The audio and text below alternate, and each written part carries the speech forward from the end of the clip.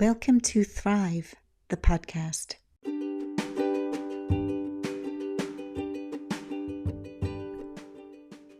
Welcome to Thrive, the podcast, where I'll be talking with guests who've created extraordinary results in business and life through listening to and following through on their intuition in the face of logic, reason, and rationale, to demonstrate why your inner navigation is the most important advisor you'll ever meet. No matter what you've been through, faced, feared, or run from, Thrive is here to uplift you and give you the courage and fortitude to face your future, even when you don't feel fearless. I'm your host, Elizabeth Adams. Throughout my 20s and some of my 30s, I operated from a place of workaholism, believing that when I reached success, all would be well in my world. Coming home to myself was a journey that began with a series of synchronicities that led me to learning how to tap my intuition and ultimately gave me the tools to live a far more rewarding life. Since then, I've been helping my clients to thrive. No matter what you're up against, grief, depression, unfavorable circumstances of any kind are only ever a starting point on the way to realizing the life you were born to live. The power really is within you, and my intention with this podcast is to enable you to unlock it.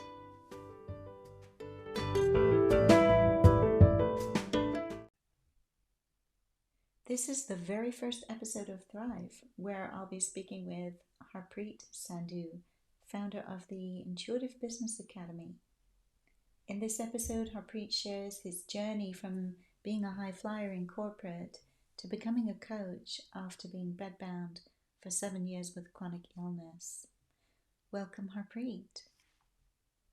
What was your life before you learned the principles of natural success? What was going on in your world? Yeah, really good question. The story, it's like I feel like I want to share a whole story now with you of what my life was like pre-super consciousness. I mean, I was already living a great life, a successful life. I was a life coach and a success and fulfillment coach and a business coach, and I had immersed myself in personal development. Before all of that, there was a lot of unhappiness actually for about 27 years. So there was like the unhappiness stage for like 25, 27 years of my life. And then there was finding personal development and spirituality and meditation and realizing we're not our thoughts and consciousness. And then I actually had a really pivotal period of my life where I had 7.5 years of burnout. I had 7.5 years where I had chronic fatigue syndrome, ME. And what that means is your body just shuts down. And I was off work, pretty much sick for most of that time, bedbound, housebound at my parents. They were caring for me. And it was the best thing that ever happened to me because before that, I was just so stressed and unhappy. I was working in corporate. And it just wasn't me. I didn't know who I was. I didn't know what my values were. I didn't know what my legacy or strengths or passions were. I didn't know who Harpreet was essentially. And I got to almost like journal every day and figure out who I was and meditate every day and calm my brain down and realize we're not our thoughts and we can just watch our thoughts, go by. So there was kind of like the unhappiness stage in my life, this spiritual awakening for 7.5 years, where I was bedbound and housebound, then purposing myself as a coach and retraining as a life coach. And I trained with a company called Anima Centre of Coaching in London, in the UK. And then personal development, and then I found William's work and natural success and super consciousness. So there's kind of like a few different parts of my life that you can see what happening there. Before finding super consciousness, I was actually in a good place. I'm really successful, really happy. But super conscious is just skyrocketed everything. Yeah, wonderful. And I guess that hero's journey for you, often in childhood, that's where we accumulate, right? We accumulate the beliefs, especially as a 3 in the Enneagram. Like, what would you say your journey was before you had your crisis that almost really was the catalyst of awakening for you. That's how it is all created from 0 to 7 years old, right? The individuation. Yeah. So I was middle child, older brother, younger brother, boys. I think my mum always wanted a daughter, and so middle child syndrome is a real thing. I didn't know it at the time, but I've spoken to a lot of middle children now, and they had a similar type of experience as me, but probably not exactly the same. So Okay. I personally felt like I was invisible. I felt like my older brother and younger brother, my siblings, got all the attention. So in my sense of perception, I had created this story that I am invisible. I don't matter. That was the deepest wound, actually, is that I don't matter. I'm not good enough. I'm unlovable. Ends up playing this identity, I think, as a invisible child, almost like a ghost, for a lot of those years, and was very unhappy in the family household, very unhappy at school. I could never fit in. I was always felt like I was a misfit. I just felt like I didn't matter. That was kind of my individuation, my 0 to 7 journey. That's what's then formed me as a number 3 in the Enneagram, which is the high achiever. And then, that's what ends up creating a lot of my dysfunction, which is often the burnouts, because it's the number 3 who's the type A personality, who's the go-getting personality. But, if you dive underneath the iceberg, see what's going on there, it's that core wound of I don't matter, I'm not worthy. A lot of that happens for the go-getters of the world. And yeah. And so how did that start to direct you as you entered your adult years and you went out into the world and you started working in companies? Like, how did you identify the opportunities that you wanted to go for? But what were you going after when you first went out into the world? it was very clear for me at that age. It was success, and what I was actually seeking was people's validation with that success. So it was all about success, success, success. And I was just actually seeking to be seen, to be heard, to be visible, to feel that I matter, to feel that I have substance, to feel that I am significant. So it was all about success. So, and I nailed that. And I'm always someone that will always have success because I'm a number 3. And I've just obviously got to be aware of what I can create and where am I creating from. But I had 6 figures that's English pounds, in 6 figures English pounds, in working in recruitment in London. I had a BMW convertible company car. I was getting sent away. I was a team leader and a manager. I was getting sent away by my company to like Ibiza and all these different places around Europe for like company trips. So I was very much sucked into. I somehow sucked myself into a role which is recruitment, which is pretty much glorified sales, and it's work hard, party hard culture. But I actually ended up as an achiever being sucked into this world of, it's like boiler room, like Wall Street. If you're not performing, you're out, target space. So it was kind of like really almost like really lured me in, kind of the I remember on the interviews, they were talking about how much money you can earn. And I was like, oh, wow, you can earn, after 1 year, you can earn 70K English pounds. And after 3 years, you can get to 6 figures. Like, it straight away just talked to my ego essentially at that age. And people having company cars and Porsches and Ferraris. And So even with all of that, you were unhappy though inside of yourself. And how did that show up in your daily reality? Like, when did you become aware of it? I mean, I knew I was unhappy when I was a young kid. When I was in teenager, I was very unhappy then.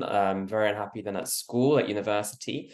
And then the unhappiness as a young adult from 21 to 25 was based around, why have I been doing this kind of like rat race stuff? Why have I gone to school, university, got a great job in the city of London, climbed the corporate ladder, being a manager there, and got my house. And like, why have I gone? Why have I fallen hook, line, and sinker for that kind of like societal, perceptional conditioning of that dream? And I just realized I got to having six figures in my career, and I was like, I was a manager, and I had a BMW convertible, and had a house at 24, and I just felt empty. I felt empty, and I remember just looking around the office and just, like, why am I here, and who am I, and quite existential questions. This isn't this. I don't think this is where I belong. Where do I belong? Who am I? What am I? What is this all about? Why am I surrounded by all these alpha men who are all about, doing deals in the office and going out partying, and like and then you get lost in that world, and you get even more confused about where you are and where you're supposed to be in the world. Yeah. So from that moment to the moment where you had this health crisis, how long was that timeline? Do you know? Yeah, so that would have been around 5 or 6 years, I would say. I was miserable. I even left, corporate life, and backpacked around the world for 4 months, just trying to get away from the unhappiness of being in corporate and that environment, and went to Southeast Asia and South America and came back. And then, you think you're okay, but you come back and then you're back in it again, and then was miserable. And then, yeah, and then contracted glandular fever, and then became, severely ill, where my whole body just shut down from that kind of burnout. Yeah. So, I mean, obviously you went on, you trained as a coach, and you started in personal development, and that obviously unlocked some doors for you. And then it gave you the tools to rebuild a life on your own terms. So would you like to share that involvement? Because it's not always easy to say yes to that. When I got into personal development, I had big judgments about it. So I don't know if that was the same for you, or whether you just kind of embraced it. Yeah, good question. So my girlfriend at the time, who's now my ex, obviously, and she got me into my first ever personal development course in London, 2007. And she also gave me The Power of Now by Eckhart Tolle, the book. And, she was talking about it and how it's helped her, and how it's this and how it's that, and how the course is really transformational. And I don't think I really got it about what on earth she was going on about.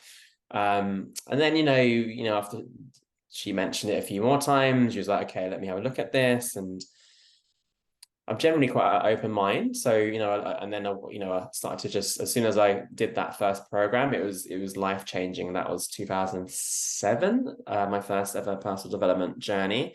And that was all about, learning about your mind, learning about your family patterns, learning about what might be going on consciously or unconsciously, and just kind of like letting go of the past. And people would be there, and they would be calling their parents on breaks, or calling their long lost son, or their brother that I haven't spoken to in 20 years, and calling them and saying, hey, let's chat, and connecting. And people were in tears. And I didn't play full out at that. I didn't call people and say, hey, I know we haven't spoken for a while, but I love you. But so I played it a bit smaller game, but I got so much from that. And then, as a number 3 in the Enneagram, you are a learner, you absorb information, you love learning. So, since then it's just, doing this and doing that and doing that, and then doing this, and having different things transform me. But I always say, like, one of the biggest things that transformed me was my 7.5-year spiritual awakening, where I was, practically day in, day out at my mum's. They were caring for me, mum and dad, and I was bedbound, and I read like 35 books a year because I was in bed. And it was all personal development and amazing autobiographies, that all these almost premises and books and stories and principles that I was reading and learning about transformed me. But almost like my relationship towards my illness was that the illness was the biggest teacher. It transformed the way I could choose my response in any given situation, and choose the way I look at things, choose the way I program my brain, and choosing gratitude instead of what I was going for. So that was the real big shift, that spiritual awakening during that burnout. It was the breakdown led to a breakthrough, essentially. Yeah. Often the case, isn't it? That it's only in the real hardship that we will listen sometimes. It's I definitely know that from my own experience. I wasn't listening, and I wasn't willing to listen because I knew the way. I was so convinced that I knew, and then to discover that I actually had it upside down and inside out, really. And that was the start for me, of really being able to dismantle the construct of the patterning and the conditioning that we all go through. So obviously you're in a different place now, and you've created, well, I only know that part of your business is the Intuitive Business School. So how did all that come to be? Like, take us on that journey. What was it about intuition that you wanted to bring into business? Yeah. So my first journey with Superconscious was in 2018. I went to an in-person event in London before days of lockdown and COVID. It was like in person. It was like, and my mind was blown. I didn't go fully down the rabbit hole at that stage, but I did a couple of the entry level courses and learned about intuition and alchemy, and then I forgot all about it, actually. And then lockdown happened, and it's 2020, and you're kind of like seeking some support because it's just a very difficult, challenging situation. And then one of my friends told me about Williams courses and CYD, and it's free, and I was like, oh my god, I love super consciousness. I did it in 2018. I want to do more of it. So then I did the whole curriculum just really, really fast, and so and then I was in one of the super conscious trainings, and I was just thinking, gosh, I've actually been a business coach for the last couple of years, and I actually already had a 6-week program in 2020 where I took about 23 coaches, healers, entrepreneurs, facilitators through this wheel of business, and it was all about business and just business. And then I was in one of the super conscious trainings, and then I was like, oh my gosh, I can bring super consciousness to business, and work with people's consciousness levels, and work with intuition, so that we can actually work with high levels of creativity and have genius ideas. So it was just something that kind of the penny dropped at that one point, and I just completely then resisted it, obviously, for a few months and didn't do anything.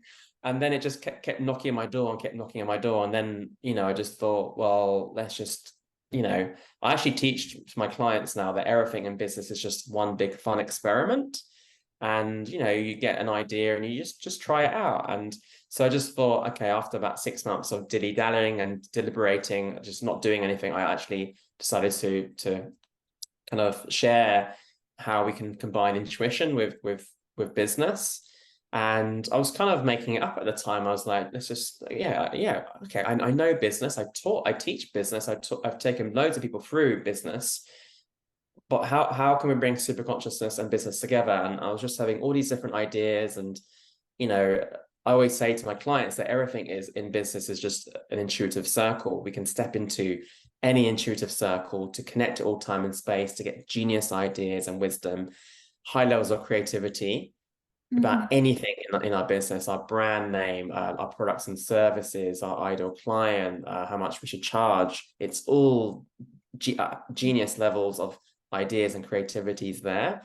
And so I started playing around with these intuitive business circles for what traditional business coaches or business mentors would teach.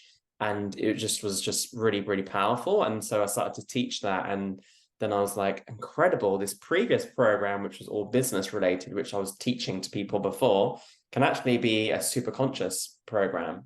Mm. So the wheel of business, which is my 6 steps, became the super conscious wheel of business, where we actually combine the highest premises of super consciousness with the business premises. Yeah. Mm. So when you first got into business coaching before the intuition, how did that happen? How did it become your thing? Because as a coach, you can move into all sorts of things. How did business become your thing? Yeah, so I started off as a transformational life coach, and then I actually became what's called I kept rebranding my niche, I guess, and I was shifting a lot and learning a lot, and had a very successful business quite early on, and I was a blissful happiness coach at one stage because I was unhappy all my life, and I was blissfully happy, and I wanted everyone to have blissful happiness.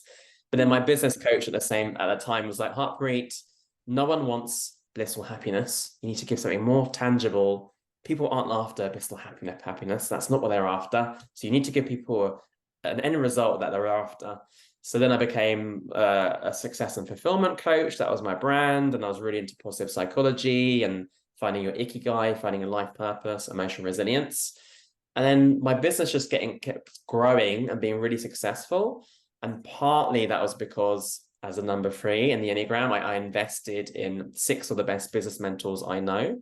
Right. And I just learned about, marketing and sales and ideal client and objection handling and, business systems, public speaking.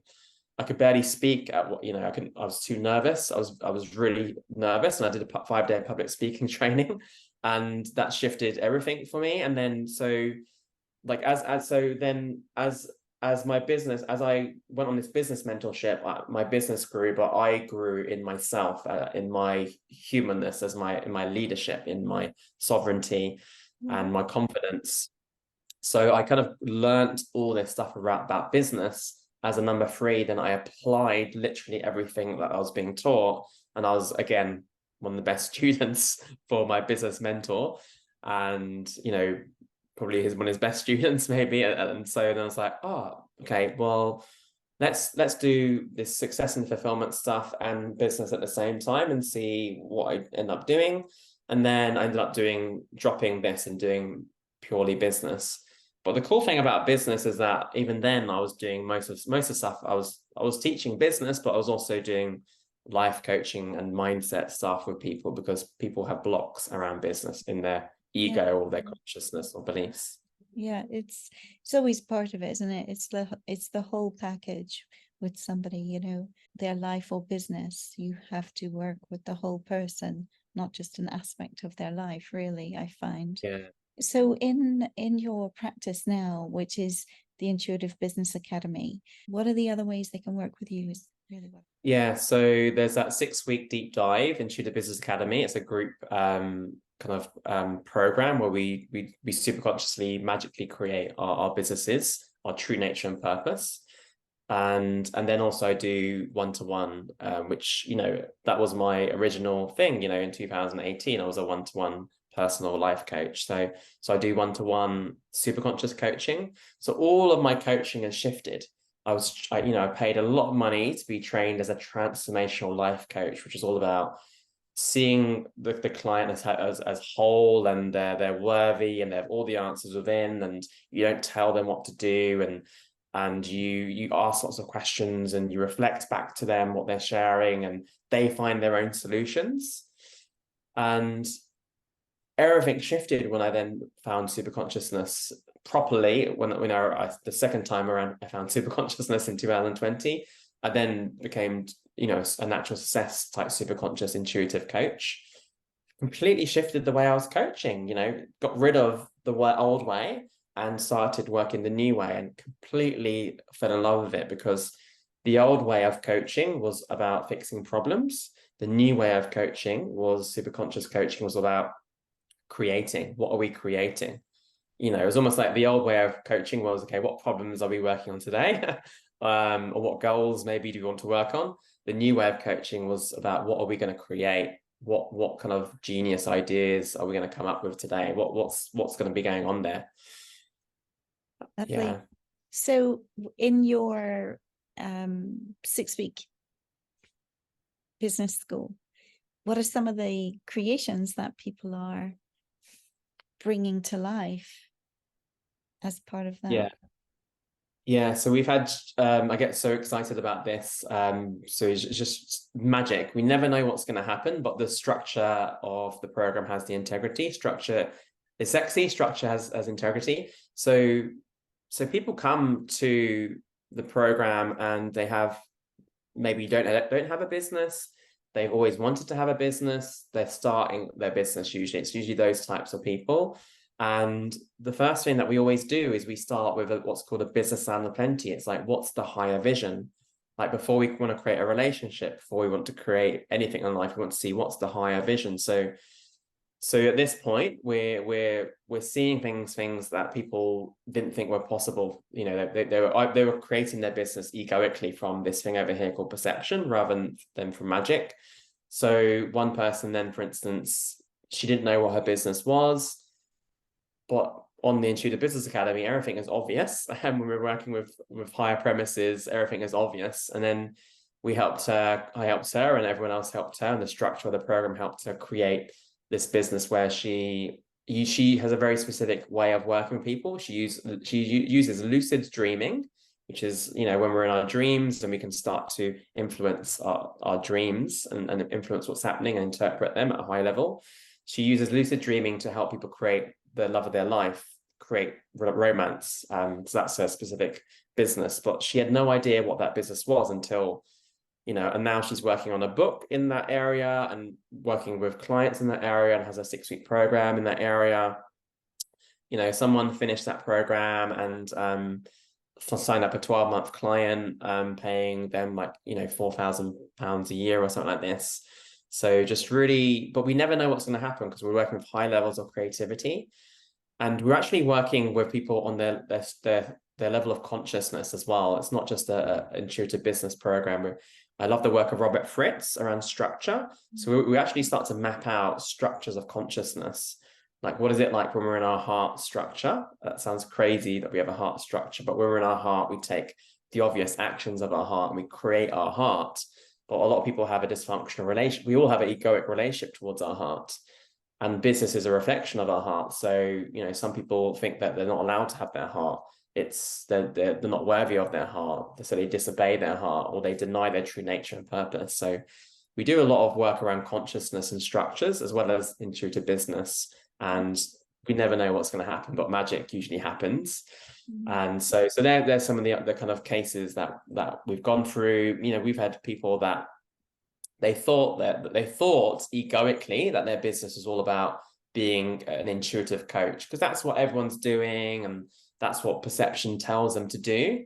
But then when we did the higher visioneering tools on the academy, we actually saw that their true business, their heart business, their business of their heart, because business is a reflection of our heart, was actually to be a photographer and combine intuition with photography and create intuitive photography workshops, actually. You know, so he thought he was perception. He thought he was supposed to be going for this thing over here, this shiny object in coaching, but actually his true genius and his true heart was actually photography, intuitive photography. So you never know what's going to happen. We've had creators come together on the program and collaborate and become business partners. So, but the biggest thing is to see what is in people's hearts and what is people's in their true nature, and that becomes their business sweet spot, and then we serve the world through that. Yeah, it really is the beauty of this work, isn't it? That, you know, there's no cookie cutter approach to living your life. It really is about getting in touch with your deepest truth, your soul's purpose, and then having the tools and the support to follow through on that. Because actually, from experience, what I've seen is that creating is easy. It's all the stuff that happens on the way that can cloud us, distract us, or send us off on a different direction. And so the mastery is really in being able to hold true. And to hold true to that, one has to know oneself, you know. So how can people get in touch with you and learn more about you and work with you? What are the details there? Yeah, sure. So I'm very different from most people. I don't have a website. I don't have business cards. I don't have a logo. People generally try to find me on Facebook, and I have a Facebook group as well called Intuitive Business Readings. It's a community for creators to create their business, and there's various free resources there and masterclasses and pre-planners, and so that's the kind of like the community that I kind of hold and create. And then I have my kind of general Facebook profile, and I rarely use Instagram, but I think I have a profile on there. But I'm old school. It's just, and that's it. You know, people think you have to have a website or a logo, or they work on the brand, but it's actually about what I believe is actually creating your business differently. You know, that it can look completely different to how you egocally think it should look. Yeah. So people can find me on Facebook. There's the Intuitive Business Readings Facebook community that's all about intuitive readings around our businesses and true nature and purpose. And then I have my Facebook profile. Otherwise, I'm currently traveling around the world. You can also find me on my journeys, my journeys around Australia for the next 4 months. That's where also people can find me. Okay. And yeah, that's how they can find me.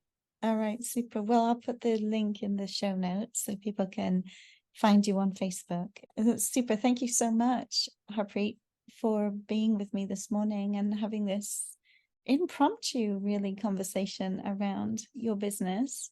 Yeah. Thank you.